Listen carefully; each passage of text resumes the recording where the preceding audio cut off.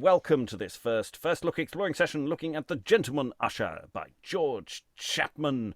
And that's pretty much all I've got to say, apart from it's from the early 17th century, and some stuff happens in it, which we're about to find out and read. And joining me to read what that stuff is, technical terms there, stuff. It refers to all the things within a play. It might also have other uses. I don't know in the English language, but let's keep it tight and technical here. Reading Alphonso today is Briony Sparrow, actor with a mouthful of crisps. Sorry, everyone. I timed that well. Reading Sarpego, Margaret, and bug number 2 is Sarah Blake, actor, writer, and director in Germany. Very much looking forward to playing bug number 2. To be fair, we've had disappointments with bugs in the past. So let's see. Fingers crossed. Reading Vincentio, and bug number 1 is Aliki, Chapple, actor and translator living in Northern England. Reading Strozza is Alan, already confused in Suffolk. Reading Poggio and Cortezza is Hi, my name's Elizabeth Amisu, and I'm an author based in the southeast of England. Reading Cynachie, Lasso, and Servant is Hello, I'm Lynn Freitas, recently paroled from my sentence as a college writing teacher in the northwestern United States.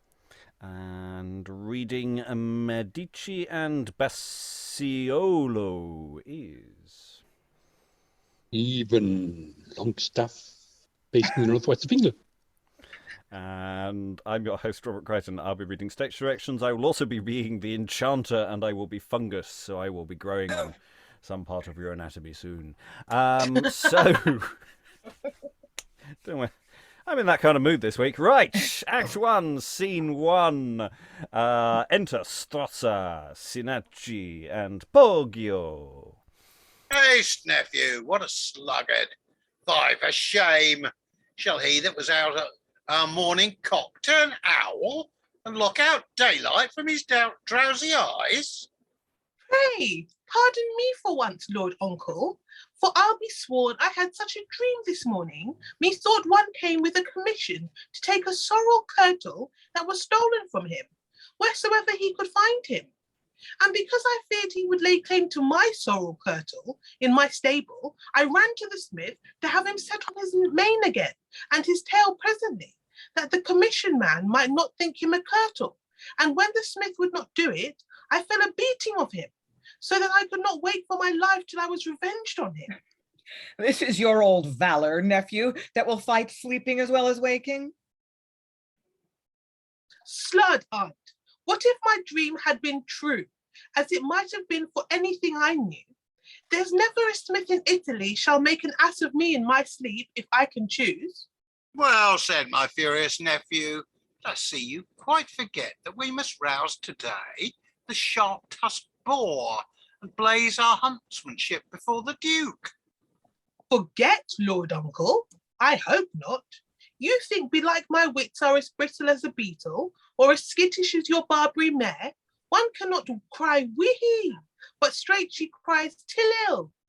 Well guessed, cousin. Hysterian Proteron. But which way will the Duke's Grace hunt today? Towards Count Lasso's house his Grace will hunt, where he will visit his late honoured mistress. Who? Lady Margaret, that dear young dame? Will his antiquity never leave his iniquity? Why, how now, nephew? Turned Parnassus lately. Narcissus? I know not, but I would I had all the dukes living for her sake. I'd make him a poor duke, if faith. No doubt of that, if thou hadst all his living. I would not stand dreaming of the matter as I do now. Why, how do you dream, nephew? Marry, all night last night methought I was tying her shoestring. What, all night tying her shoestring? Aye, that I was, and yet I tied it not neither, for, as I was tying it, the string broke. Methought and then methought, having bit but one of point at my hose, methought I gave her that to tie her shoe withal. A point of much kindness, I assure you. Whereupon, in the very nick, methought the Count came rushing in, and I ran rushing out, with my heels about my hose for haste. So, will you leave your dreaming and dispatch? Mum, not a word more. I'll go before and overtake you presently. Exit Poggio. My lord, I fancy not these hunting sports. When the bold game you follow turns again and stares you in the face, let me behold a cast of falcons on their merry wings, daring the stupid prey that shifting flies. Or let me view the fearful hare or hind, tossed like a music point with harmony of well-mouthed hounds. This is a sport for princes. The other, rude. Boars yield fit game for boors. Thy timorous spirit binds thy judgment, wife. Those are most royal sports, and most to prove the huntsman's prowess and his hardy mind. My lord, I know too well your virtuous spirit. Take heed, for God's love, if you rouse the boar, you come not near him, but discharge aloof your wounding pistol or well-aimed dart. Ay, merry wife, this counsel rightly flows out of thy bosom. Pray thee, take less care. Let ladies at their table judge of boars, lords in the field. And so farewell, sweet love. Fail not to meet me at old Lasso's house. Pray you pardon me for that. You know I love not these solemn meetings. You must needs for once constrain your disposition, and indeed I would acquaint you more with Lady Margaret for special reason. Very good, my lord. Then I must needs go. Fit me for that presence. I pray thee do. Farewell. And enter Cynachie, enter Vincentio. Here comes my friend. Good day, my lord. Why does your grace confront so clear a morning with so cloudy looks? Ask'st thou my griefs that knows my desperate love curbed by my father's stern rivality? Must I not mourn, that know not whether yet I shall enjoy a step-dame or a wife? Your wife, prince, no doubt it. Your deserts and youthful graces have engaged so far the beauteous Margaret, that she is your own.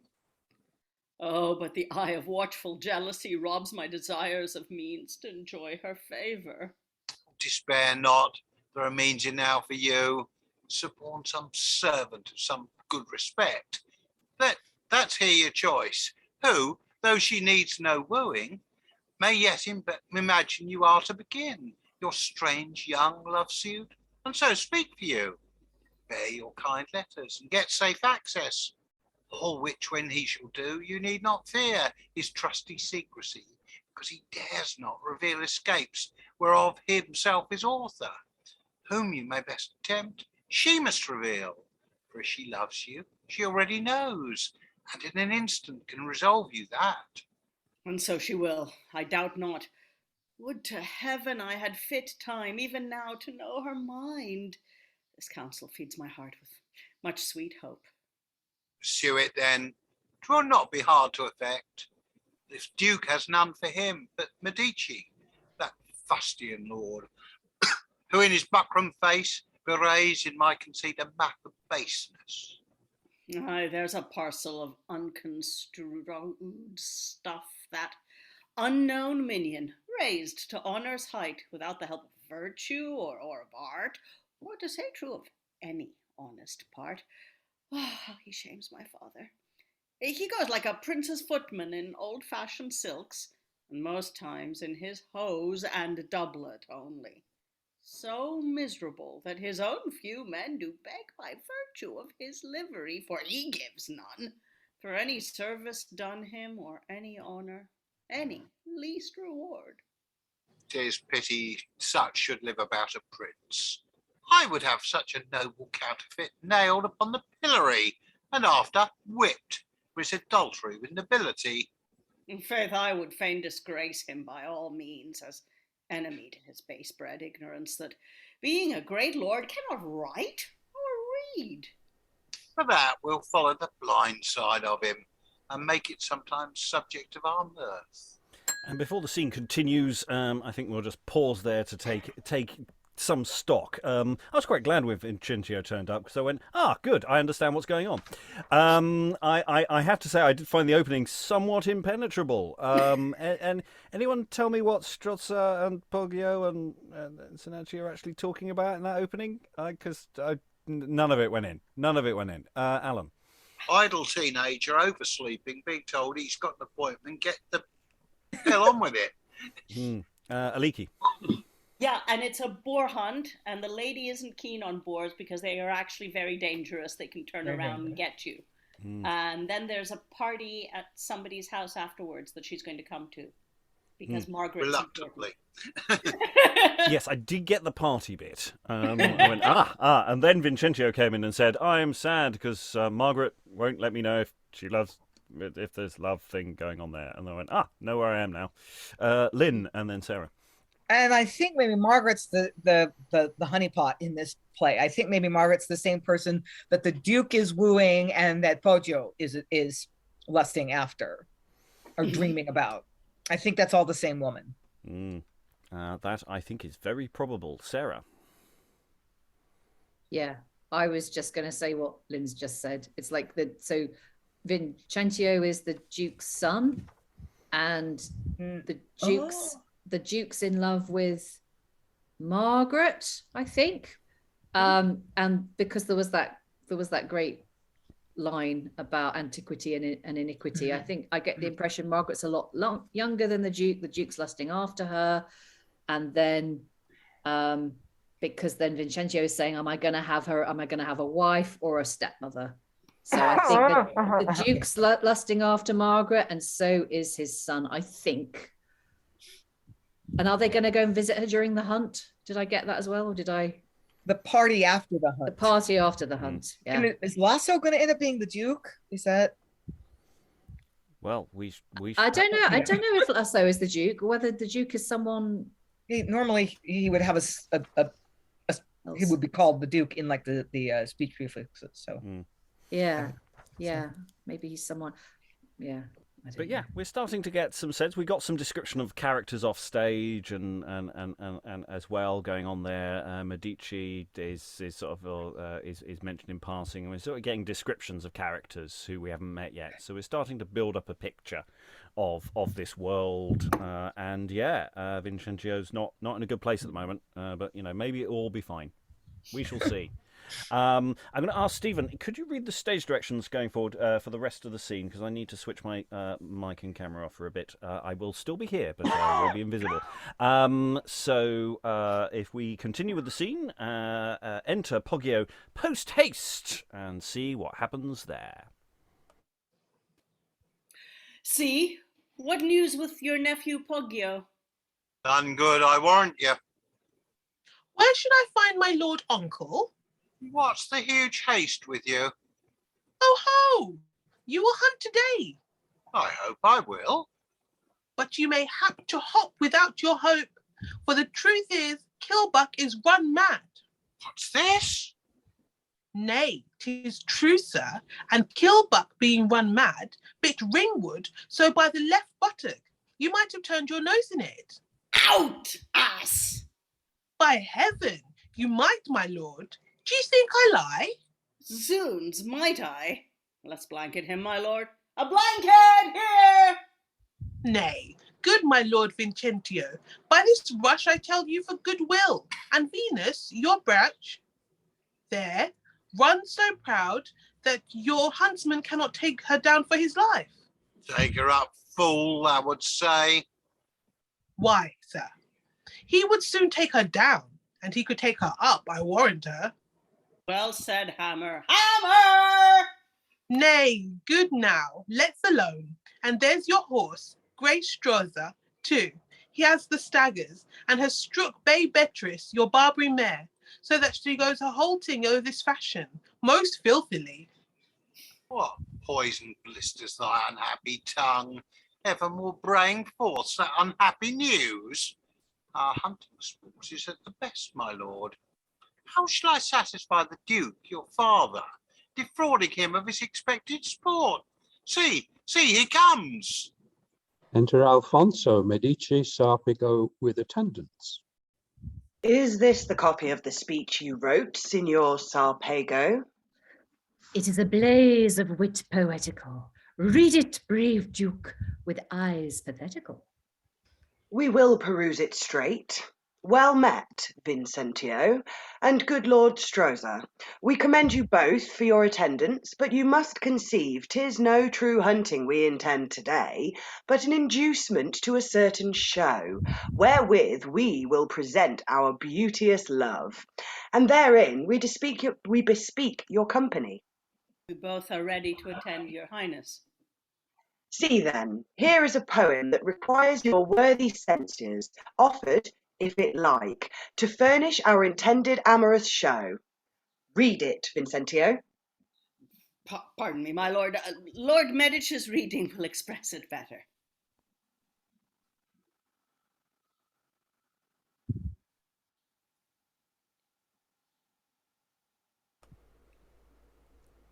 Do we have a Medice? Medici? Stephen.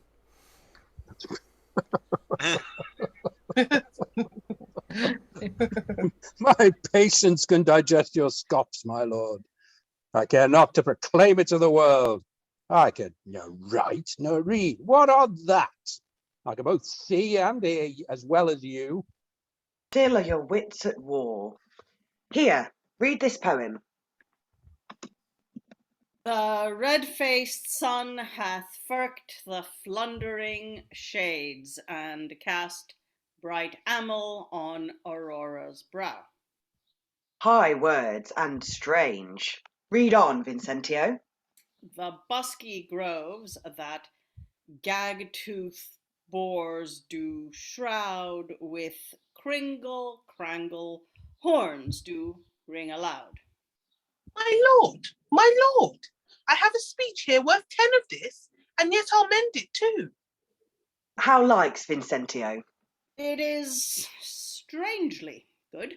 No inkhorn ever did bring forth the like. Could these brave prancing words with action's spur be ridden roughly and managed right, 'twould fright the audience, and perhaps delight.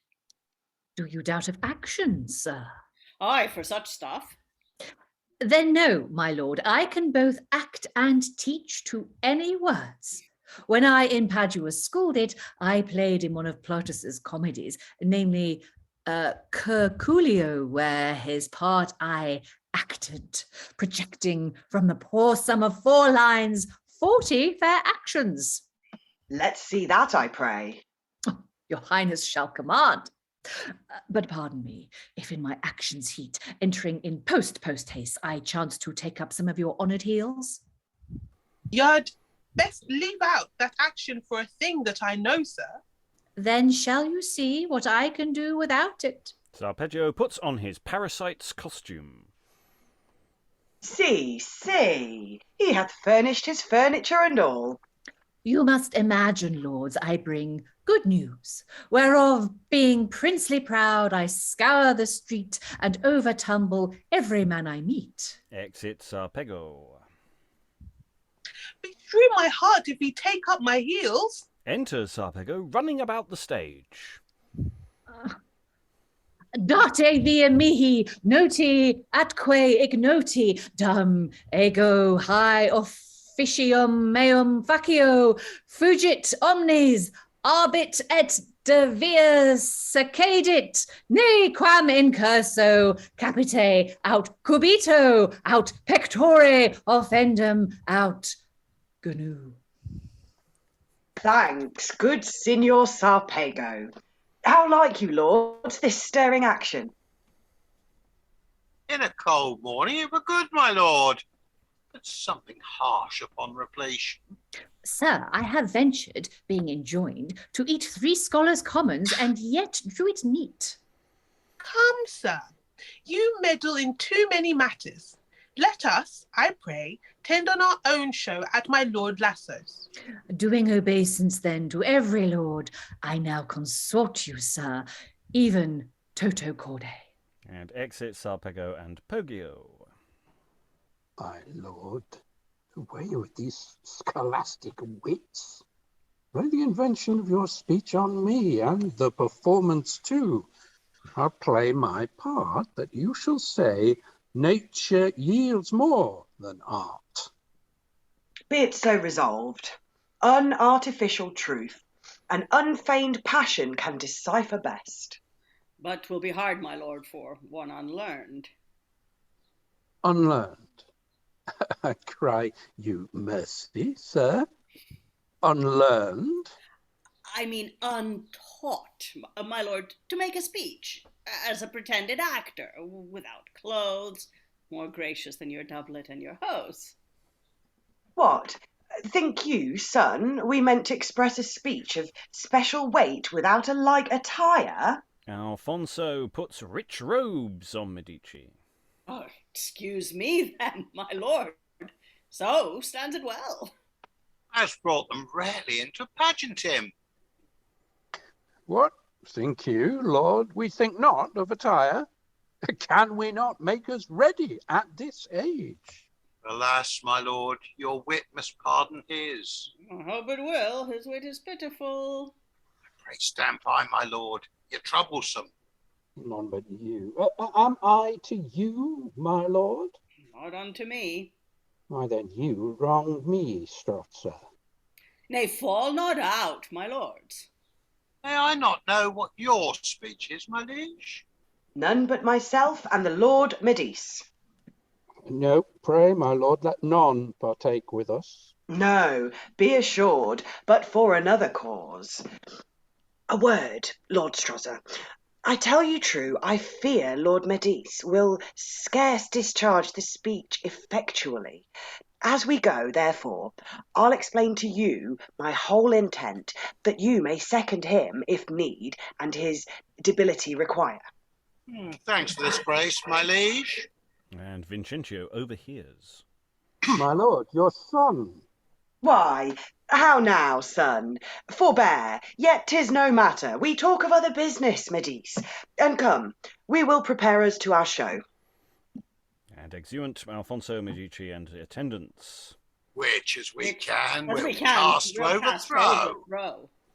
Exit. There's some fun stuff in here. I do love the way that Sarpego just sort of goes, "Hi, I only had 4 lines, but I managed to expand my part to 40 fair actions. I've met actors like that." Just going. At the beginning of the show, I only had 4 words. At the end of it, I was on for 40 minutes. Yeah. And nice little bits of business of handing to Vincentio the in theory love speech as well, that suggesting this conflict, all the awkwardness of it all, and the fact that it's not very that descriptive things of it is strangely good. Yeah, you were really on that stage. Yeah, I like Sarpego also. Just Sarpego, just he needs a run up to do his speech. Runs off, runs straight back on again. Latin, yay! Yeah. Alan. On the Latin, is it meaningful or is it just gibberish? It looks meaningful. I can ask my son if you want. Yes, it does seem to be structured like actual speech. I don't know what it means, but it doesn't look nonsense. There's always the risk, though, of this with. Oh, it's not to say it isn't humorous. But... It's just it does look so within the context of what's going on. Other thoughts? It feels like we've got a setup now, and some characters are doing some fun business. Elizabeth. I was quite enjoying Sarpego's parasite costume. I was wondering what on earth that might look like. Yes, right? If we go with classical comedy, then because that was sort of the context I was talking about at the time. I don't know, unless I don't think we're talking a giant flea or anything. No. He's got a hat, I don't know. I don't know. With antennae. Yeah. No. As opposed to, say, within the context of what they were talking about, it felt like if it's within the context of a Plautus comedy, then the figure of a parasite is the thing. But I wasn't aware they had a costume, so I genuinely don't know. It's slightly confusing. But, Alphonso put some rich robes on Medice, so, there's all this stuff of get ready for the show, what you're wearing, it's business. Other thoughts before we move on to our next scene? It's got some life to it. We've got inklings of plot. We've got a setting. We've got some characters. Yeah. I'm sort of enjoying it, even if I don't quite feel like I've fully got hold of it yet. Feels a bit slippery over the top of it. But let's see if we get some development going on as we go into Act 1, Scene 2. Enter Lasso, Bassiolo, Sarpego, 2 pages, Bassiolo, bare before. Stand by there, make place.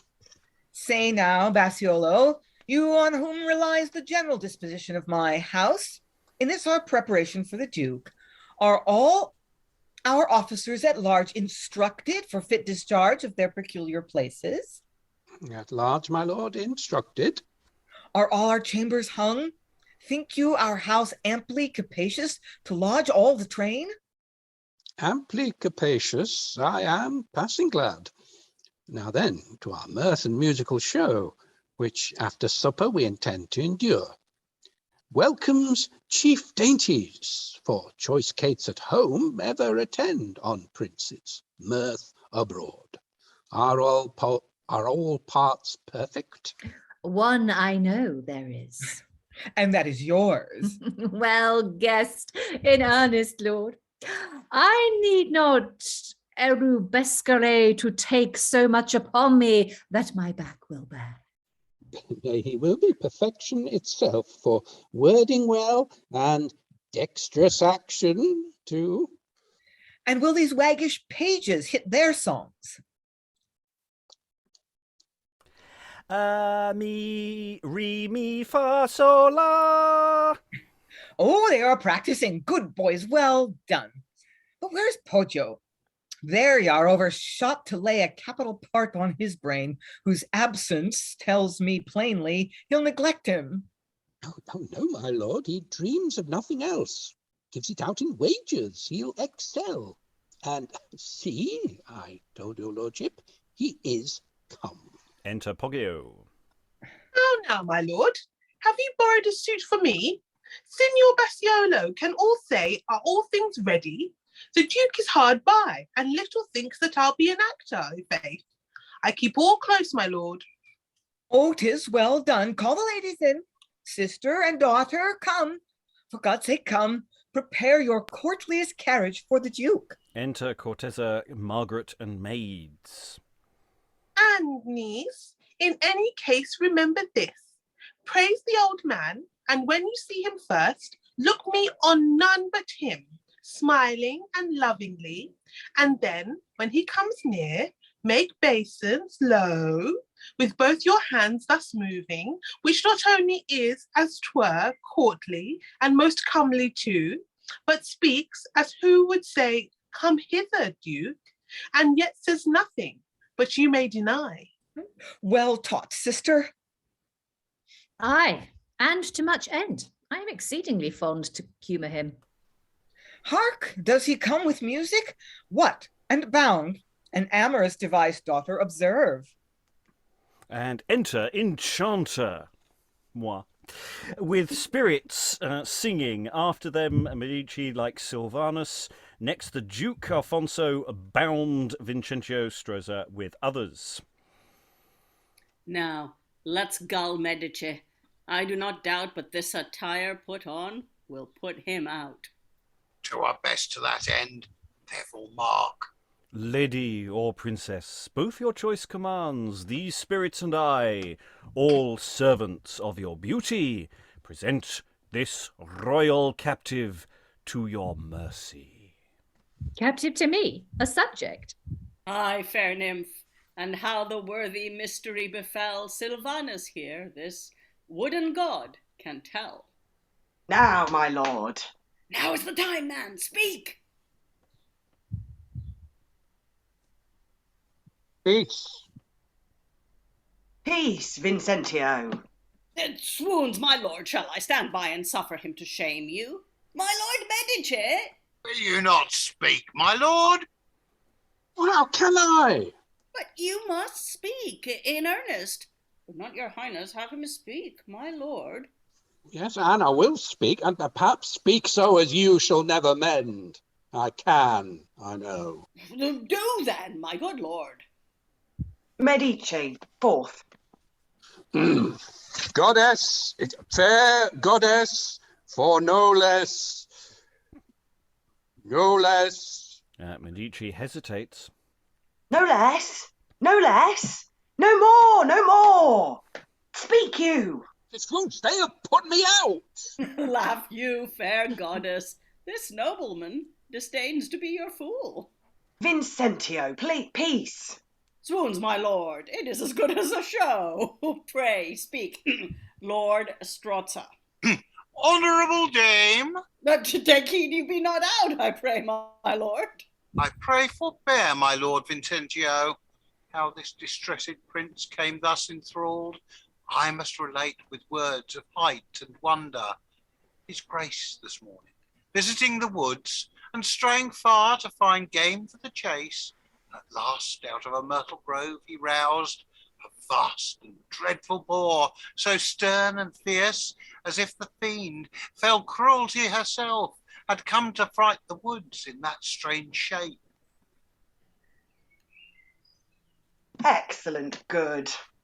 Too good, plague on him. The princely savage being thus on foot, tearing the earth up with his thundering hoof, and with the enraged Etna of his breath, firing the air and scorching all the woods, horror held all us huntsmen from pursuit. Only the Duke, incensed with our cold fear, encouraged like a second Hercules. Zounds, too good, man. Pray thee, let me alone, and like the English sign of great St. George, Plague of that simile. gave a valorous example, and like fire, hunted the monster close, and charged so fierce that he enforced him, as our sense conceived, to leap for soul into a crystal spring, where, on the sudden, strangely vanishing, nymph-like, for him out of the waves arose your sacred figure, like Diana armed, and, as in purpose of the beast's revenge, discharged an arrow through his highness' breast, whence yet no wound nor any blood appeared, with which the angry shadow left the light. And this enchanter, with his power of spirits, brake from a cave, scattering enchanted sounds that struck us senseless, whilst in these strange bouts these cruel spirits thus enchained his arms, and led him captive to your heavenly eyes, the intent whereof on their report relies. Bright nymph that bore figured your cruelty, charged by love, defended by your beauty, this amorous huntsman here we thus enthralled, as the attendants on your grace's charms, and brought him hither by your bounteous hands, to be released, or live in endless bands. Daughter, release the Duke. Alas, my liege, what means your highness to endure this wrong? Enlarge him, niece. Come, dame, it must be so. What, madam, shall I arrogate so much? His highness' pleasure is to grace you so. Perform it then, sweet love. It is a deed worthy the office of your honoured hand. Too worthy, I confess, my lord, for me, if it were serious, but it is in sport, and women are fit actors for such pageants. She unbinds Alphonso. Thanks, gracious love. Why made you strange of this? I rest no less your captive than before. For me untying, you have tied me more. Thanks, Strozza, for your speech. No thanks to you. Oh, thank your son, my lord. 'Twas very well, exceeding well performed on every part. How say you, Bassiolo? Rare, I protest, my lord. Oh, my lord Medice became it rarely. Methought I liked his manly being out. It becomes noblemen to do nothing well. Now then, will it please your grace to grace our house, and still vouchsafe our service further honour? Lead us, my lord. We will your daughter lead. Exeunt all but Vincentio and Strozza. I don't lead, but drag her leaden steps. How did you like my speech? Oh, fie upon it, your rhetoric was too fine. Oh, nothing at all. I hope St. George's sign was gross enough. But to be serious, as these warnings pass, watch you your father. I'll watch Medice, that in your love suit we may shun suspect. To which end, with your next occasion urge your love to name the person she will choose, by whose means you may safely write or meet. That's our chief business. And see, here she comes. Enter Margaret in haste. My lord, I only come to say you're welcome, and so must say farewell. One word, I pray. What's that? You needs must presently devise what person, trusted chiefly with your guard, you think is aptest for me to corrupt in making him a mean for our safe meeting. My father's usher. None so fit, if you can work him well. And so farewell. With thanks, my good Lord Strozza, for your speech. Exit Margaret. I thank you for your patience, mocking lady. What a fellow she has picked us out. One that I would have choosed past all the rest for his close stockings only. And why not for the most constant fashion of his hat? Nay, then, if nothing must be left unspoke, for his strict form thus still to wear his cloak. Well, say, is your own, I make no doubt. But to these outward figures of his mind, he hath two inward swallowing properties of any gudgeons, servile avarice, and overweening thought of his own worth, ready to snatch at every shade of glory, and therefore, till you can directly board him, offer him aloof with haps and other favours, still as you meet him. Well, not me alone. He that is one man's slave is free from none. And exit end of Act 1. So we have the performance, or a performance, going on here, the sort of wooing attempt of, look, I am bound, only your love can free me. Do the speech. Okay, understudy, do the speech. When poor Medici dries. Bless. Oh, that must have been agony for him. Oh, it's so sad. I like the way Margaret sort of goes, well, you know, this whole pageant thing is, you know, as long as you're not taking it too seriously, of course I'll untie you. And then the lovely little bit where she comes back in and I love the way Vincentio says to her, you know, who's the most trustworthy person I can bribe? It's a lovely way of putting it. And it's my father's usher. Do I feel the title of the play creeping in? So, yeah, I feel it's definitely starting to fall into place for me in this scene. I genuinely enjoyed a lot of that. Lynn. So I guess Strozza's poem was supposed to be some sort of coded message to Margaret. I didn't follow what it was, but I guess it was supposed to be. So I was just noticing, I don't know what to make of this, but we have all pretty Italian sounding names, Cortezza, Medice, Strozza, except for the woman that everyone desires, Margaret. So she's got a really English sounding name. I just think that's funny. Yeah, I think it was all to do with a boar and they go off hunting and that led to something being tied up because. Aliki. I don't know quite how to put this, but I'm charmed by the idea that the entire household has been roped into this elaborate display of pageantry for the lady's hand, and then two people are out there undermining it. I think there's a lot of more fun to be had with that. Nice. Yes, I think once you've got a visual impression of everyone doing stuff, it all falls much more into place than reading it as a text here. So there's sort of that sense of you seeing the world. You'll click into it all a lot better. I love the way Vincentio turns when Alphonso says the speech is really good, and Vincentio goes, too good. God damn it. That wasn't part of the plan. We were hoping that Medici was just going to cock it up. Lynn. Yeah, I haven't quite interpreted the tone yet. I mean, Alphonso the Duke and Vincentio, his son, are rivals for the same young woman's affection. There's Poggio, but I don't think we can take him seriously. Being a rival with your own father who's a head of state for a beautiful woman, that could actually be a really weird and dangerous situation. Like, how seriously are we supposed to take that rivalry? Is there actually supposed to be some threat from Alphonso as a powerful person, or is this all in good fun?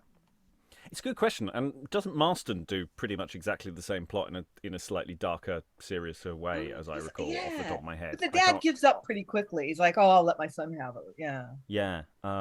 Sarah, then Alan. I think from what we've read so far, I think Alphonso is blissfully unaware of the fact that his son is lusting after the same woman. Because to begin with, before they get there, earlier on, he was like, "Oh, Vincentio, you read it, you read it for me," and Vincentio was like, "No, I'm not reading it." I don't think he realizes what's going on. I mean, it's clear from that final little bit there that Margaret has already been wooed by Vincentio, and they are already a thing. But I get the impression that the dad has no idea. He's just sort of like an old goat who's like sort of taken a fancy to this young girl. And he's the Duke. He's used to getting what he wants. I don't think it's even occurred to him that his son might be a rival. Can I just say, though, was it just me, or at some point did they actually compare Margaret in the poem to the boar? It's like there was some bit, I can't find it now, but it's like, "Oh, the boar stands for your cruelty, charged by love." Oh, here it is. Yeah. "The boar figured your cruelty, charged by love, defended by your beauty. The amorous huntsman here, we thus enthralled." And it's like, okay, so then Alphonsus is the amorous huntsman and she's the boar. I mean, there was just something very, very absurd and marvelous about that. I thought it was hilarious. Yeah, I'm not getting the tone of any serious threat anywhere in this text. I mean, I do think actually Vincentio missed a trick. He should have agreed to do the speech and wooed her directly to her face. He should. He didn't think that through. But that's fine. That's fine. He's young. Alan. Yeah, and the theme of father and son being rivals for a lady's affections is one that I'm sure I've encountered. Oh, yeah. I'm not sure it's in anything we've read yet or in some of the stuff I've been working on text prep, which we'll get to at some point in the next 20 years. Now, but they do. It does seem to be a plot line that comes up, not infrequently. It definitely featured in a Marston that we did ages ago, which temporarily is about the same time as this text. I just can't remember which one it was. But there, I'm sure it was darker. Whereas here, I say, at the moment, there doesn't seem to be any darkness on this. It seems very light and fluffy, which I'm enjoying. It's what I'm in the mood for today, clearly. Let's go into Act 2. And Act 2, Scene 1. Enter Medice, Cortezza, a page with a cup of sack. Come, lady, sit you here. Page, fill some sack. I am to work upon this aged dame, to glean from her if there be any cause, loving others, of her niece's coyness to the most gracious love suit of the Duke. Here, noble lady, this is healthful drink after our supper. Oh, 'tis that, my lord. That of all drinks keeps life and soul in me. Here, fill it, page, for this my worthy love. Oh, how could I embrace this good old widow? Now, lord, when you do thus, you make me think of my sweet husband, for he was as like you, e'en the same words and fashion, the same eyes, manly and choleric, e'en as you are, just, and e'en as kind as you are for all the world. Oh, my sweet widow, thou dost make me proud. Nay, I am too old for you. Too old? That's nothing. Come, pledge me, wench, for I am dry again, and straight will charge your widowhood fresh, ye faith. She drinks. That's well done. Now, fie on it. Here's a draught. Ooh, 'twill warm your blood. If you should sip, 'twould make you heartburned. Faith, and so they say. Yet I must tell you, since I plied this gear, I have been haunted with a whoreson pain here, and every moon almost with a shrewd fever, and yet I cannot leave it. For, thank God, I never was more sound of wind and limb. Enter Strozza behind. Look you, I warrant you I have a leg.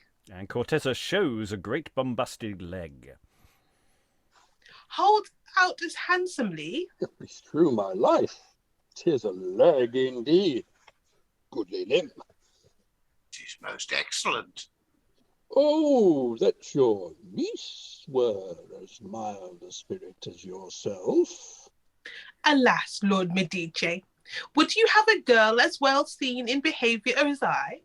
Ah, she is a fond young thing, and grown so proud, the wind must blow at west still, or she'll be angry. So methinks, how coy she is to the Duke. I lay my life she has some younger love. Faith, like enough. God's me, who should it be? If it be any, page, a little sack. If it be any, hark now, if it be, I know not by this sack, but if it be, mark what I say, my lord.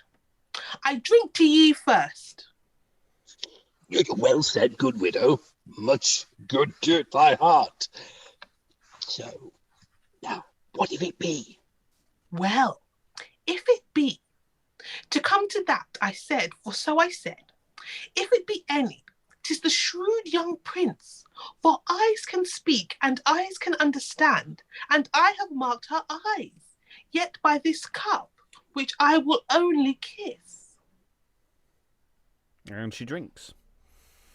Noble crone, now such a huddle and kettle never was.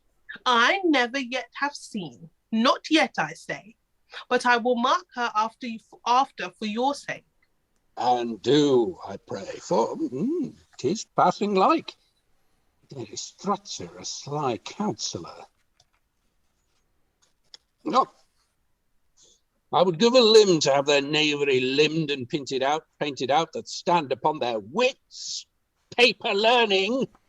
Give me a fellow with a natural wit, that can make wit of no wit, and wade through great things with nothing, when their wits stick fast, or they be scurvy lords. Faith, so they be. Your lordship still is of my mind in all, and e'en so was my husband. That's my life, Strozza, hath eavesdropped here and overheard us. Have described me. What, Lord Medice, courting the lusty widow? On. Why not? Perhaps one does as much for you as home. What, choleric man? Towards wedlock too? And if he be my lord, he may do worse. If he be not, madam, he may do better. Enter Bassiolo with servants, with rushes and a carpet.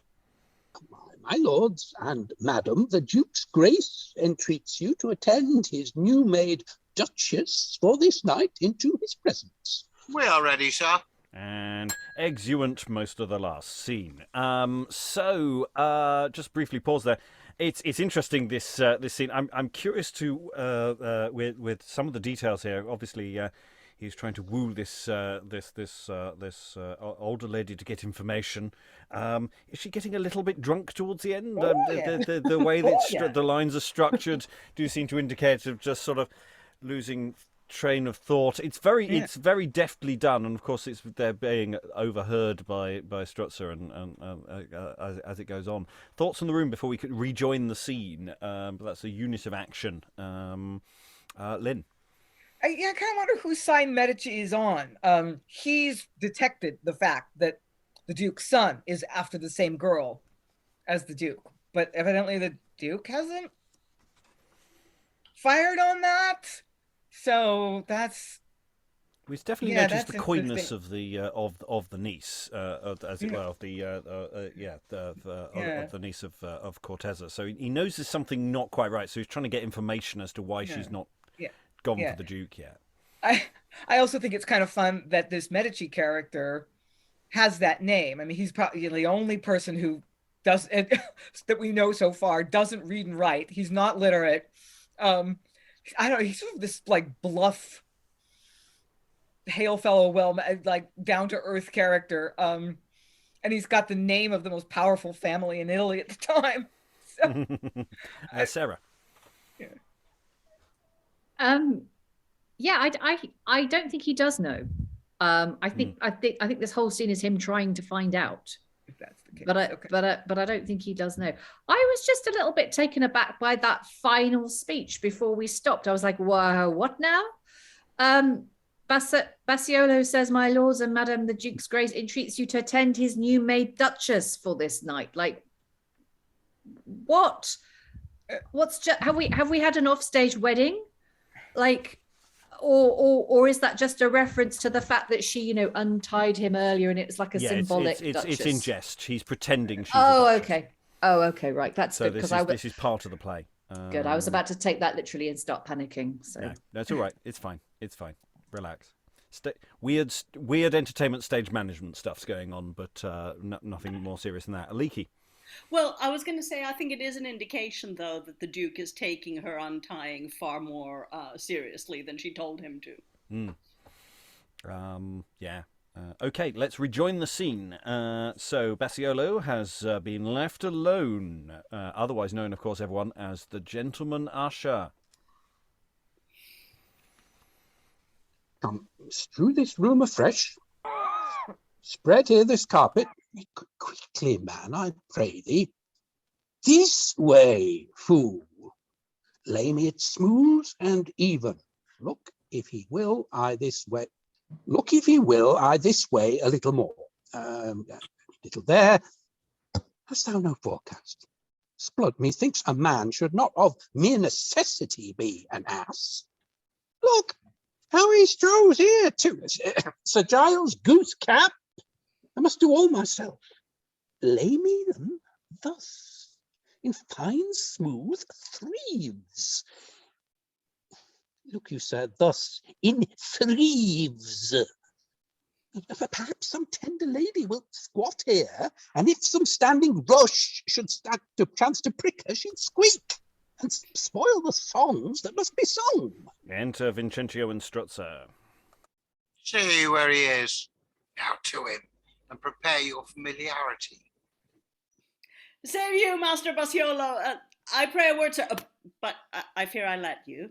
No, my good lord, no, let. I thank you, sir. Nay, pray be covered. Oh, I cry you mercy. You must be fair. Ever to you, my lord. Nay, not to me, sir, but to the fair right of your worshipful place. And Vincentio uncovers. Both your worships. What means, your lordship? Exit Strozza. Only to do you right, sir, and myself ease. And what, sir? Will there be some show tonight? Splendid presentation of some music and something else, my lord. Just passing good, sir. I'll not be overbold to ask the particulars. Yes, if your lordship please. Oh, no, good, sir. But I did wonder much, for as methought I saw your hands at work. Or else, my lord, our business would be but badly done. How virtuous is a worthy man's example. Who is this throne for, I pray? For my lord's daughter, whom the Duke makes to represent his Duchess. 'Twill be exceeding fit, and all this room is passing well prepared. A man would swear, no, that all presentments in it would be rare. See if thou canst lay them thus, in threaves. In threaves, do you call it? Aye, my lord, in threaves. Pretty term. Well, sir, I thank you highly for this kindness, and pray you always make as bold with me for kindness more than this, if more may be. My lord, this is nothing. Sir, 'tis much. Now I'll leave you, sir. I know you're busy. Your faith, sir. A little. I commend me to you, sir. Exit Vincentio. Courteous prince, believe it. I'm sorry I was no bolder with him. Phrase he used at parting. I commend me to you. All right, your faith. Enter Sarpego, half-dressed. Good Master Usher, will you dictate to me which is the part precedent of this nightcap and which the posterior? I do ignorare how I should wear it. Why, sir, this, I take it, is the precedent part. Ah, yes, so it is. And all is well, sir, think you? Passing well. Enter Poggio and Fungus. Why, sir, come on. The usher shall be judge. See, Master Usher, this same Fungus here, your lord's retainer, whom I hope you rule, would wear this better jerkin for the rushman, when I do play the broom man and speak first. Why, sir, I borrowed it, and I will wear it. What, sir, in spite of your lord's gentleman usher? No spite, sir, but you have changed twice already, and now would have it again. Why, that's all one, sir. Gentility must be fantastical. Pray thee, Fungus, let Master Poggio wear it. And what shall I wear, then? Why, here is one that was a rushman's jerkin, and I pray, were it not absurd then, a broomman should wear it. Folk, there's a reason I will keep it, sir. Will, sir? Then do your office. Master Usher, make him put off his jerkin. You may pluck his coat over his ears, much more his jerkin. Fungus, you had best be ruled. Best, sir, I care not. No, sir. I hope you are my lord's retainer. I need not care a pudding for your lord, but spare not, keep it, for perhaps I'll play my part as well in this as you in that. Well said, Master Poggio. My lord shall know it. Enter Cortezza with the broom wench and the rush wench in their petticoats, cloaks over them, with hats over their head tires. Look, Master Usher, are these wags well dressed? I have been so in labour with them truly. You have a very good deliverance, lady. Oh, I did take her to labour there. I used to gird these ladies so sometimes. Enter Lasso with Sylvanus and a nymph, a man-bug and a woman-bug. I pray, my lord, must I not wear this hair? I pray thee ask my usher. Come, dispatch. The Duke is ready. Are you ready there? See, Master Usher, must he wear this hair? Pray, Master Usher, where must I come in? Am not I well for a bug, Master Usher? What a stir is with these boys here. God forgive me. Were not for the credit on, I'd see your apish trash fire. I'd endure this. But pray good, Master Hasty Usher. brats! You stand upon your tire, but for your action, which you must use in singing of your songs, exceeding dexterously and full of life, I hope you'll then stand like a sort of blocks, without due motion of your hands and heads, wrestling your whole bodies into your words. Look to it, now, best, and in. Go, all go in. Come in, my masters. Let's be out and on. Exeunt all but Lasso and Bassiolo. What, are all furnished well? All well, my lord. More lights then here, and let loud music sound. Sound music. And standby LXQ1 and sound Q1 go. So actually in this context, Bassiolo isn't the gentleman usher, he's the sodding stage manager. Because you've got all these actors coming on going, is my hair right? I'm not wearing this, he's wearing my costume. No, it's it's delightful. It's horribly theatrically self-indulgent, but I don't care. It's our kind of self-indulgence.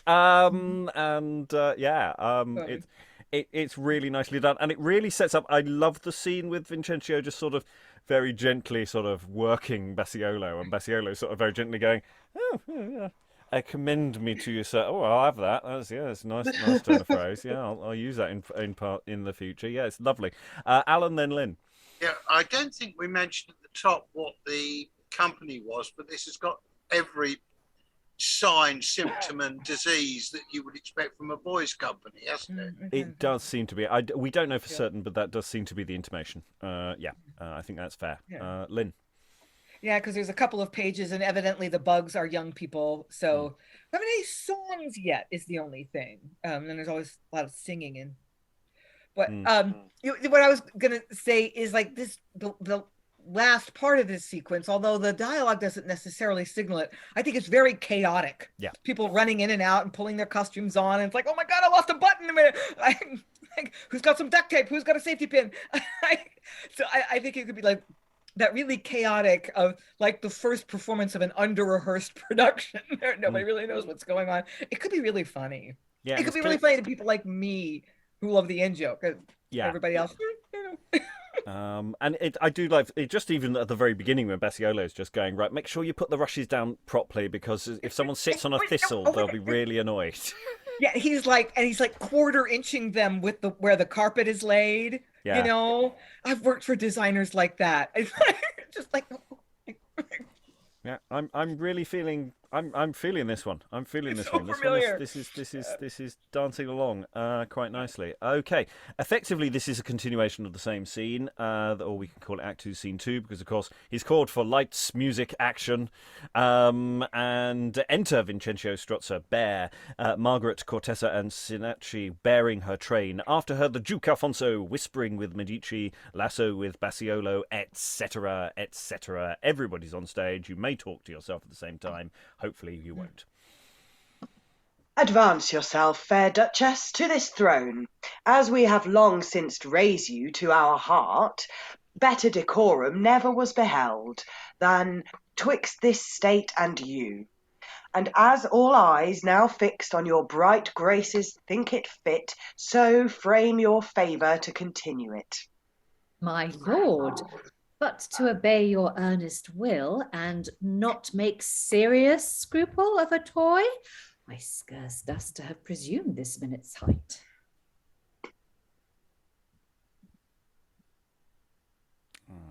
Lynn, Lasso.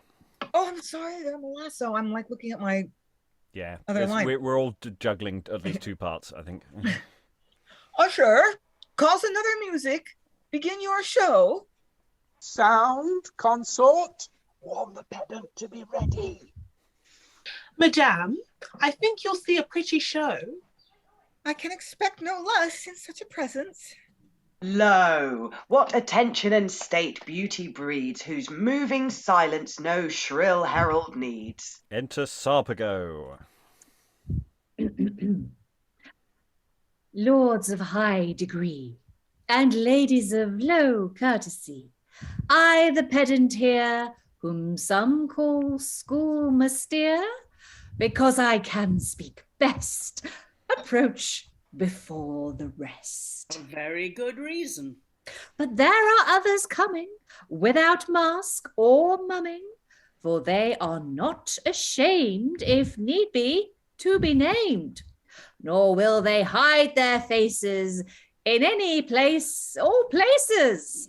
For though they seem to come loaded with rush and brum, the brum man, you must know, is Signor Poggio, nephew, as shall appear, to my Lord Strozza here. My lord, I thank you, sir. You grace me much.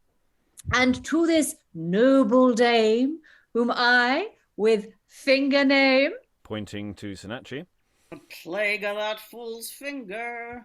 and women will ensue, which I must tell you true, no women are indeed, but pages made for need, to fill up women's places by virtue of their faces and other hidden graces. Aho, aho, whist, still, be mum. For now, with silver song, they come. Enter Poggio, Fungus with the song, Broom Maid and Rush Maid, Sylvanus, a nymph, and 2 bugs, after which Poggio. Heroes and heroines of gallant strain, let not these brooms motes in your eyes remain. For in the moon there's one bears withered bushes, but we, dear wights, do bear green brooms, green rushes. Whereof these verdant herbals, cleaped broom, do pierce and enter every lady's room.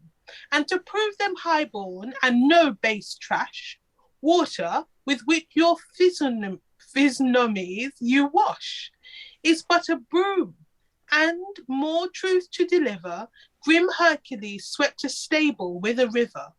The wind that sweeps foul clouds out of the air, and for you, ladies, makes the welkin fair, is but a broom. And oh, Dan Titan bright, most clerkly called the scavenger of night, what art thou but a very broom of gold, for all this world not to be cried nor sold? Philosophy that passion sweeps from thought is the soul's broom, and by all brave wits sought. Now, if philosophers but broom men are, each broom man then is a philosopher. And so we come, gracing your gracious graces, to sweep care's cobwebs from your cleanly faces.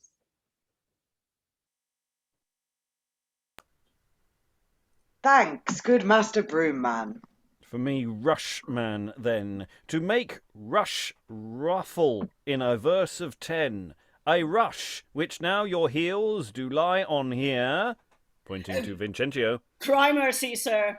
Was Willem used for a pungent spear in that odd battle, never thought but twice, as Homer sings betwixt the frogs and mice. Rushes make true love knots, rushes make rings. Your rush, maugre the beard of winter springs. And when with gentle, amorous, lazy limbs each lord with his fair lady sweetly swims on these cool rushes, they may with these babies cradles for children make, children for cradles. And lest some Momus here might now cry, push, saying our pageant is not worth a rush, bundles of rushes lo we bring along to pick his teeth that bites them with his tongue.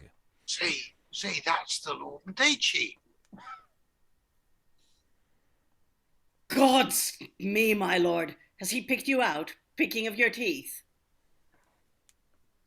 What pick you out of that? Not such stale stuff as you pick from your teeth. Leave this war with rushes. Good Master Pedant, pray forth with your show. Lo, thus far then, brave Duke, you see mere entertainment.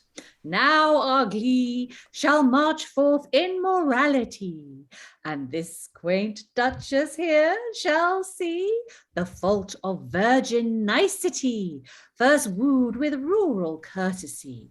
Disburthen them, prance on this ground, and make your exit with your round. Poggio and Fungus dance with the broom maid and rush maid and exeunt. Well have they danced as it is meet, both with their nimble heads and feet.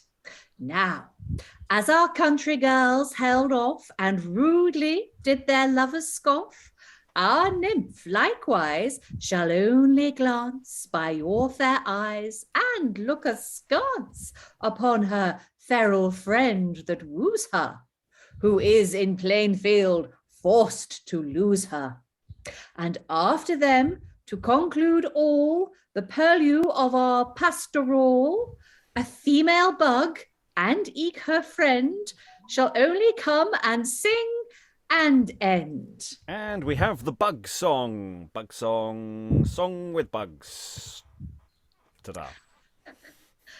Thus, Lady and Duchess, we conclude, fair virgins must not be too rude, For though the rural wild and antic abused their loves as they were frantic, yet take you in your ivory clutches, this noble duke, and be his duchess.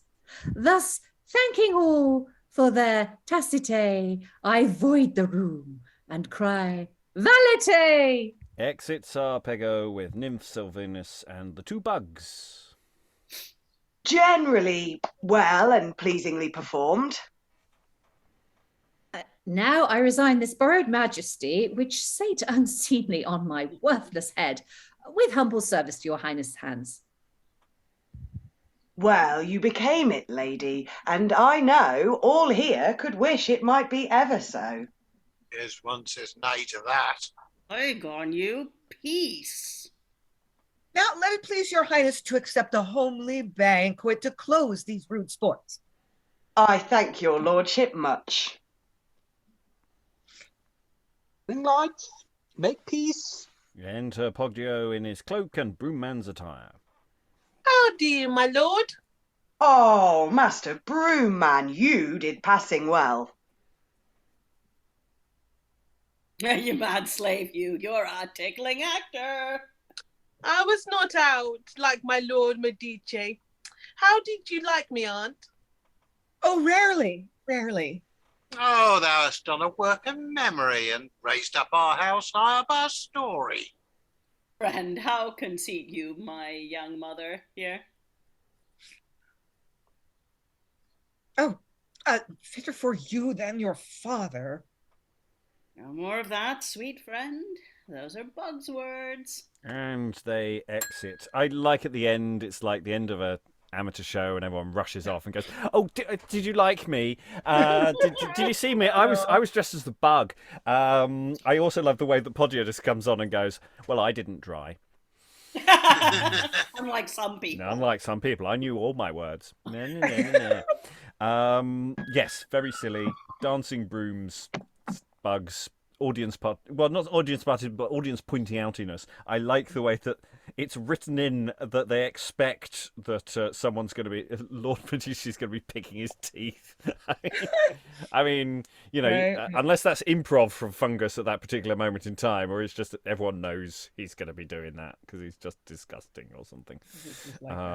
Yeah, interesting moments. I think a lot to be done to make that work, but it's got to be a fun, silly show, and not too long. But yeah, Bug Song. I want to know what the Bug Song was.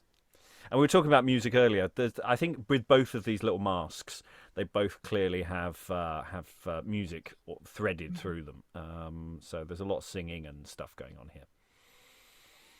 Any thoughts about this scene? We'll probably cram in a couple of scenes, maybe, before we close the session. So as we'll career into Act 3 up to a point.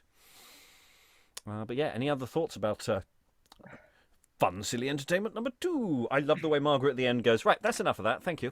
I mean, she's only playing the game up to a point, isn't she? Lynn. Yeah, I mean, I think it was Sarah is right. This is just we really aren't supposed to see Alphonso as a serious rival. We're not supposed to see him as a threat. But I don't know what the year of this play is, but early in this century, early in the 17th century, the head of state is sexual predator. It's like a trope in the White Devil, in Women Beware Women, in the Revenger's tragedy. It's really hard for a young woman to say no, because basically he's a duke is a head of state. It's like saying no to the king. No, I don't want to marry you. Like, who says that? Who's able to say that? So, yeah, I think I've got more anxiety about it than most people because I've read too many Jacobean tragedies. Well, we're not technically Jacobean yet. The Queen is still alive, so it's about 1602. It could be Jacobean.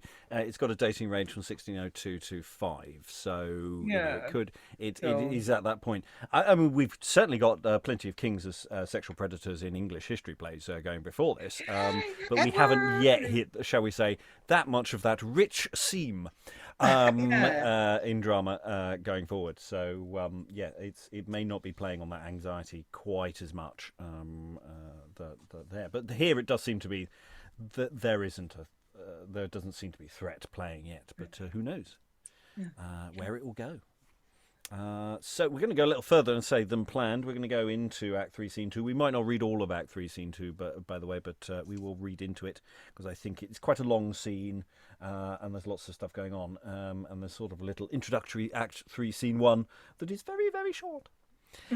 So assuming this is an indoor boys' company play, which it seems to be, because it suggests that there is music playing between the acts, because Act 3, Scene 1, Medice, after the song, whispers alone with his servant. Thou art my trusty servant. Thou knowest I have been ever bountiful, Lord, to thee, and still I will be. Be thou thankful then, and do me now a service of import. Any, my lord, in compass of my life. Tomorrow, then, the Duke intends to hunt, where Strozza, my despiteful enemy, will give attendance busy in the chase, wherein, as if by chance, when others shoot at the wild boar, do thou discharge at him, and with an arrow cleave his cankered heart. I will not fail, my lord. Be secret, then, and thou to me shall be the dearest of men. Exeunt. Briefly pause here. Drama. Oh, it's like we've had 2 acts of fun times, and now we've got a murder plot. Oh, yeah. Medici really doesn't like Strozza. So it's interesting how there are different hatreds and things going on, different rivalries going on. Elizabeth. Yeah, and I was thinking, like, what are the odds that Medice is going to get rid of his servant, who is the dearest of men to him, as soon as the deed is done? Yeah, nothing says your time is up like being called servant. You know. Red shirt, right? It's Yeah, like the red shirt yeah. from Star Trek. Your honor. You've been commissioned to do a murder. Do you really think you're going to survive Act 4? Okay, anyway, I just wanted to briefly mark that. That's an interesting tonal shift as we go into a different act. Act 3, Scene 2, enter Vincentio and Bassiolo severally. Vanity and policy enrich me with some ridiculous fortune on this usher. Where's Master Usher? Now I come, my lord. Besides, good sir, your show did show so well. Did it indeed, my lord? Oh, sir, believe it. 'Twas the best fashioned and well-ordered thing that ever I beheld. And therewithal the fit attendance by the servants used, the gentle guise in serving every guest, in other entertainments, everything about your house so swordfully disposed that even as in a turnspit called a jack, one vice assists another, the great wheels turning but softly make the less to whir about their business, every different part concurring to one commendable end. So, in such conformance, with rare grace, were all things ordered in your good lord's house. The most fit simile that ever was. But shall I tell you plainly my conceit touching the man I think caused this order? Aye, good my lord. You note my simile? Drawn from the turnspit. I see you have me. Even as in that quaint engine you have seen a little man in shreds stands at the winder and seems to put all things in act about him, lifting and pulling with a mighty stir, yet adds no force to it, nor nothing does. So, though your lord be a brave gentleman and seems to do this business, he does nothing. Some man about him was the festival robe that made him so glorious and divine. I cannot tell, my lord, yet I should know if any such there were. Should know, quoth you. I warrant you know.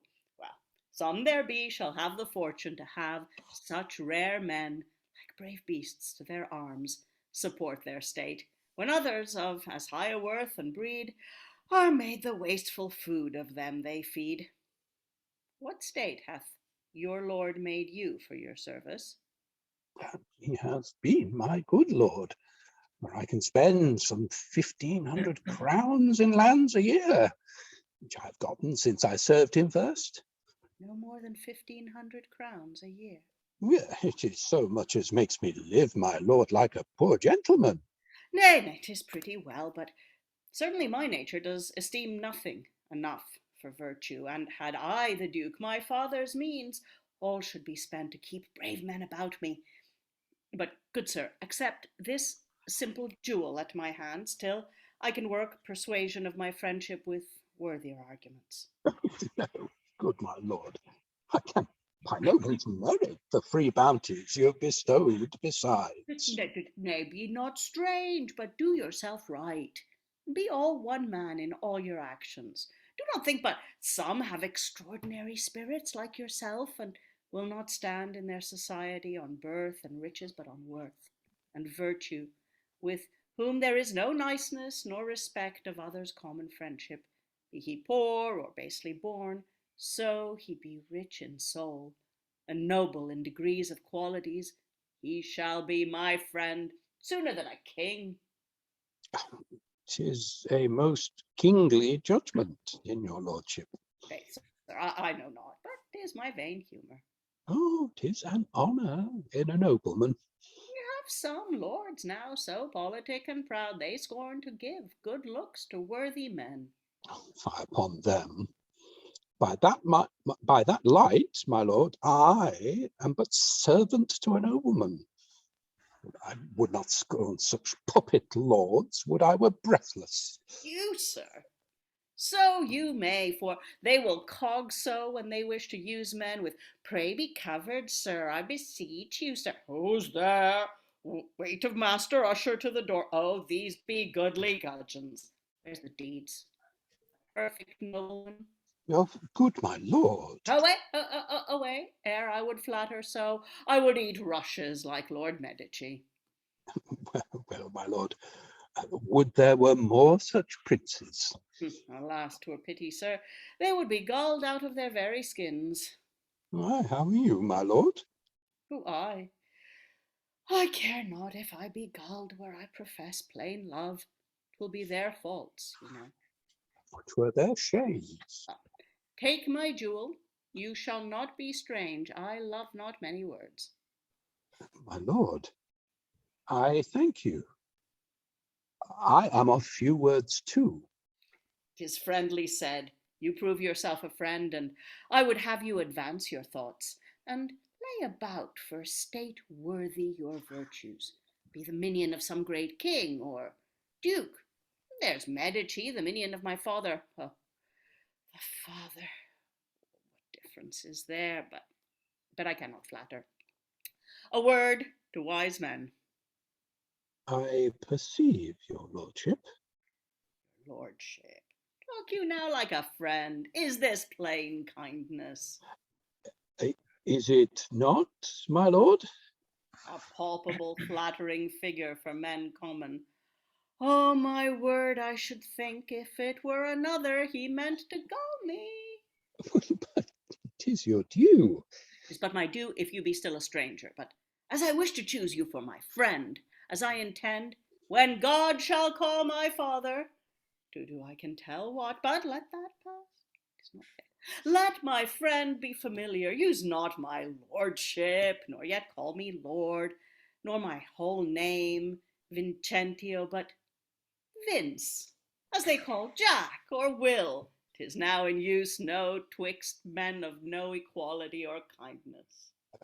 I shall be quickly bold enough, my lord. Nay, see how you still use that coy term, lord. What argues for this, but that you shun my friendship? Pray say not so. Who should not say so? Will you afford me now no name at all? What should I call you? Nay, 'tis no matter. But I told you, Vince. Why then, my sweet Vince. Why, so then.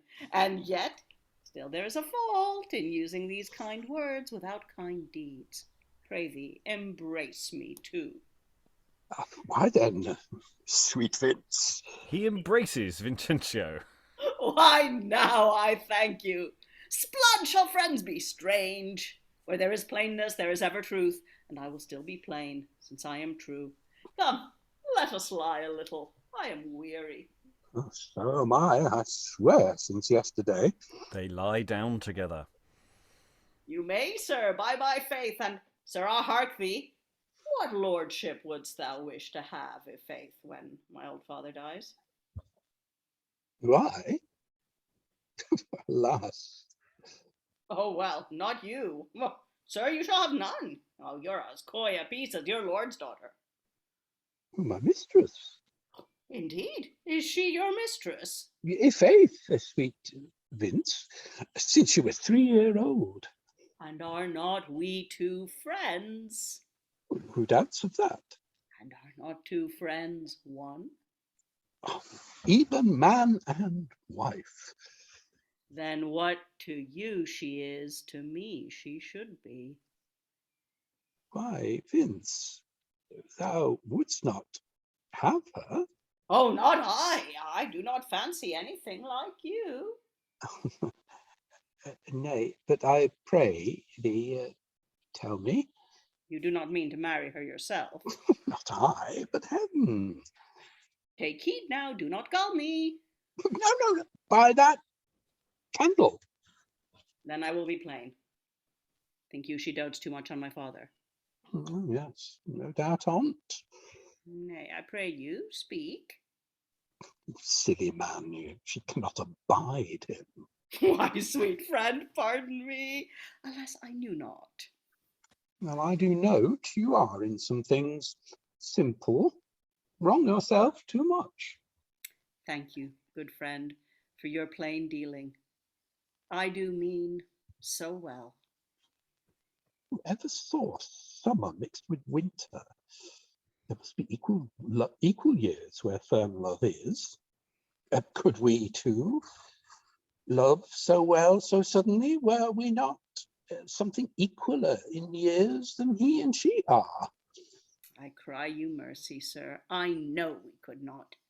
But yet be not too bitter, considering love is fearful, and, sweet friend, I have a letter to entreat her kindness, which if you would convey. If I would, sir. By faith, dear friend, I would not die requiteless. Would you not so, sir? Heaven, a little thing would make me box you. Which if you would convey, why not, I pray? Which friend shalt thou convey? Which friend you shall, then. Well, friend, and I will then. And use some kind, persuasive words for me? The best I swear that my poor tongue can forge. I well said, poor tongue. Oh, 'tis rich in meekness. You are not known to speak well. You have won direction of the earl and all his house, the favour of his daughter, and all dames that ever I saw come within your sight with a poor tongue, a plague on your sweet lips. Well, we will do our best, and faith, my Vince, she shall have an unwieldy and dull soul if she be nothing moved with my poor tongue. Call it no better. Be it what it will. Well said, in faith. Now, if I do not think 'tis possible, besides her bare receipt of that my letter, with thy friendly tongue, to get an answer of it, never trust me. An answer, man. Blood, make no doubt of that.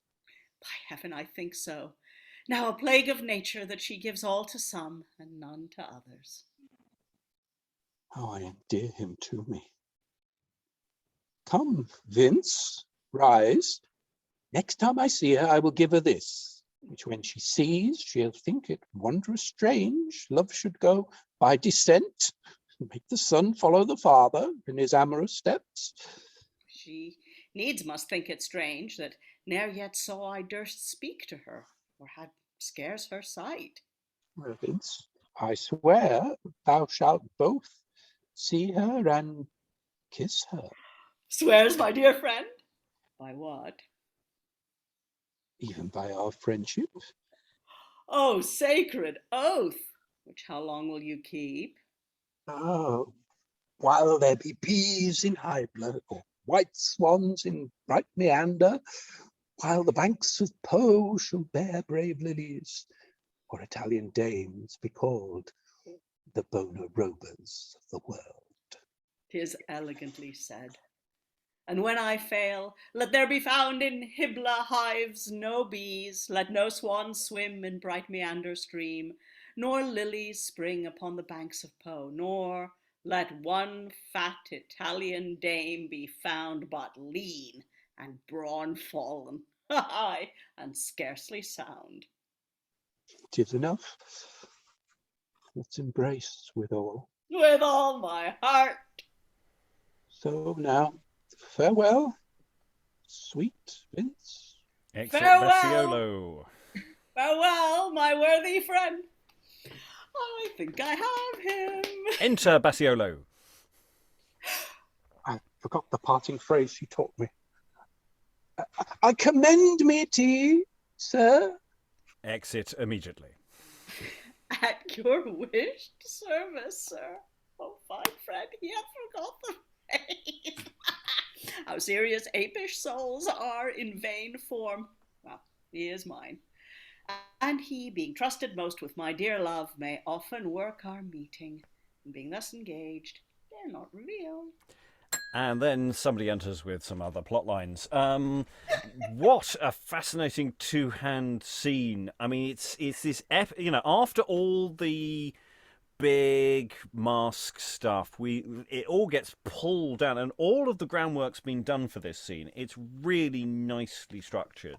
The way he draws Bassiolo in, and the whole thing of "call me Vince," and it's awful. I mean, it's just so awkward, and then he has to hug him, and it's like he really wants to be his friend, but you've got this social divide, and it's this thing, you don't do that, and it's just, and then he really thinks, and then he's so what he wants to be his friend so much, and he wants to remember the thing he heard he say earlier, and it's heartbreaking actually. I feel that actually there's something a bit cruel about "Call Me Vince." It's big. Bless. Stephen, and then Sarah. It's interesting in terms of placement with the kind of theatrical scene as well. That there's another layer which I think would enhance it in performance, which kind of occurred to me about halfway through, which is this sort of sexual one. So you kind of have a fairly camp guy, perhaps, who's we can all kind of make a very amusing scene with the theatricals, stereotypes. But it just that whole idea of what you desire or what you want, and what you can't have, and then somebody just kind of coming in and just blatantly misusing and abusing that. So, I mean, obviously there is a kind of a class or at least hierarchy element to it. But it wouldn't. I don't think it would completely drag if we tried to add in another kind of motivational and manipulation there as well. And it would be such a wonderful contrast to the preceding scene, which would give us a really nice kind of shorthand stereotypical way into this character. Yes, and we're about to go into the action's about to open now to get more characters coming in. It is an interesting sort of still point within the play, and I think it's paid for by the fact that the previous two acts have been really quite busy and active in a very different way. So I think it's not a lengthy, because it is a long scene with just two people on stage. It could feel self-indulgent, but actually I think it works very nicely.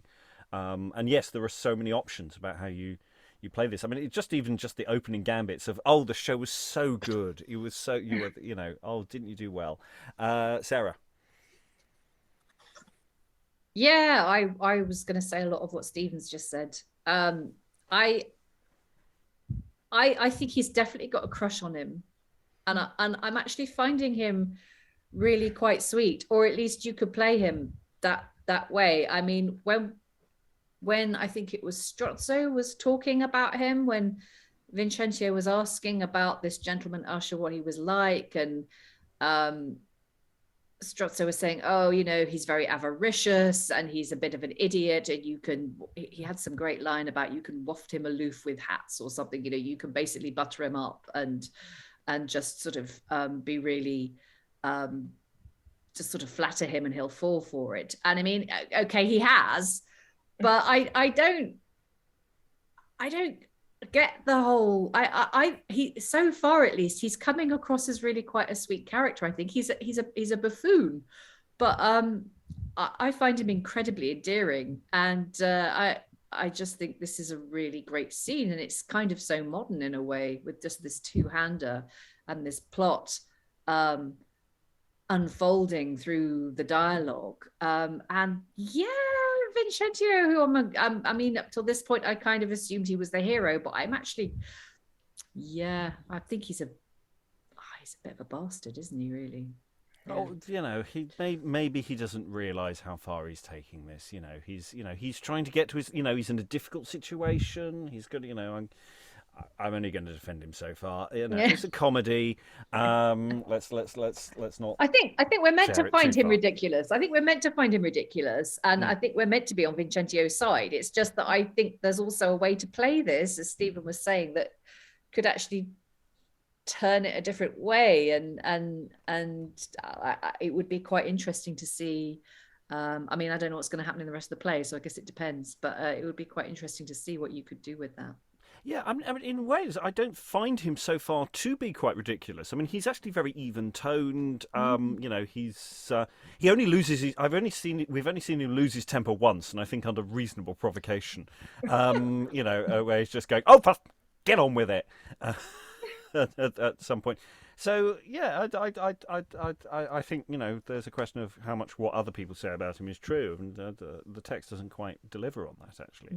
There's no really, because it is a lengthy. You're right in the sense that it's a seduction. That it takes a long time to turn him around. It's not like you just turn up with a bag of gold and he's yours. It's not that kind of bribery in that sense. Though money will, I'm sure, to change hands. Lynn, were you waving? Yeah, I mean, Bassiolo, where to have him? I mean, is he just sort of a shallow, social climbing time pleaser, or is he kind of more endearing than that? As the way Sarah's reading him. So yeah, I would really love to see this relationship workshopped and like play around with it, see how that works. I'm really, really hoping, although my hopes are often dashed in these situations, that in the end, although Bassiolo isn't going to end up with an earldom or whatever it is, whatever ambitions he has by being friends with the heir apparent of the dukedom, that he does end up getting some kind of reward. He gets to be the next duke's estate manager. So that's a leg up, or he gets financially rewarded or whatever, that he doesn't just sort of get left out in the cold for helping basically our hero get what he wants. That he may not get everything he wants, but he'll end up with a little something for his participation in the plot, so that we don't feel like he totally gets screwed. Well, we shall see when we get there, but that's a little way in the future. So we're about a third of the way through the play. We've got a decent chunk of it underway. We've got 2 and a bit acts, and it is structured with very self-contained act structures. So those acts as units of action are very, very important, and it is quite nicely structured so far around acts. It's an interesting question now. At what point do we potentially put an interval in going forward? Where will that live if we go for a 2-act structure? In the end, does it live at the end of Act 3? We shall find out next time. Final thoughts from around the room. Let's see if we can add to that about the play overall. I think overall I'm enjoying it a lot. I'm a little worried about the storytelling of the opening. The very opening left, the very first opening exchange didn't exactly grab me. So I think that might need a little bit of work, but that's not an insuperable barrier, potentially. Maybe just a bit of a trim or a punch, or maybe add a prologue. I don't know. Maybe we need something to set us up, but it might just be I wasn't on on point at that point. But final thoughts from the room. I'll go to Alan first. I think actually that opening possibly would work, particularly if you play the youngster as being the teenager, sort of getting up and wiping his eyes because he's been out on the Raz the night before or whatever. And he's perpetually late for everything except meals. But it does seem to work, and I think, in fact, from what's been said, you could have an awful lot of fun with this being, again, meta theatre, because there is so much in-joke. You could almost do this within the somewhat cliched framework of an Amdram production, because that's what it's doing, an awful lot of it, isn't it, with the masks? Yes, I mean these are not professional productions. These are court entertainments pulling things together. So yeah, there is a lot of the amateur to all of it, which is quite deftly handled. Elizabeth, any final thoughts? Yeah, it's interesting because it's not like the Lily plays that I really loved, like the Galateas and the Endymions, because you have these bugs and fawns and sort of pastoral type themes and tropes in the play, but they're more sort of like a conduit for which the city comedy happens. They're more of I feel like the play's more of a sophisticated kind of cosmopolitan. And then you have that "Call Me Vince" scene, which came out of nowhere, which I thought was definitely very homoerotic and had a lot of especially when the two men lay down in the bed together. I thought that had a lot of interesting ideas to it. So I'm enjoying the play, but I'm not. I kind of feel like it didn't deliver on the promise of the bugs and the fawns and Sylvanus and stuff like that. I feel like, that was just kind of like a trope to kind of lure you in. And now it's like, oh no, it's not really about all that. That's just kind of like a comedic play within a play trope that we just employed to kind of, to kind of to reel you in. And then now actually it's about something else. Briony, any final thoughts? Yes. Yeah, I've been struggling a bit with focus today. I'm currently in the process of bringing to stage the most fraught and stressful amateur production I have ever worked on. So the meta stuff didn't necessarily hit nicely with me, my frame of mind this week, and I think that's what I'm blaming for my lack of focus as well. But that being said, although a lot of the words kind of pass me by, it's got a real definite feel to what is happening in this play, and I was still able to follow it in that sense. And yeah, I won't say much more than that for today, because yeah. So we've all been there. We've all been there. Sarah, any final thoughts?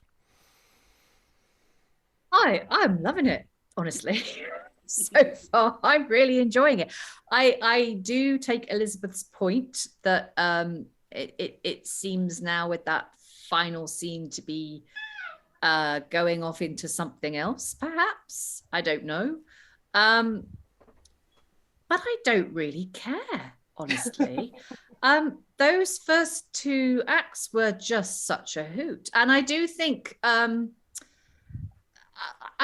there is scope. Elizabeth was saying she felt a bit shortchanged, because of, we have bugs and nymphs and all the rest of it, and they didn't really do anything. I think they probably could. I think there is probably room to pack that stage with people and make it into a spectacle. Let's put on a show.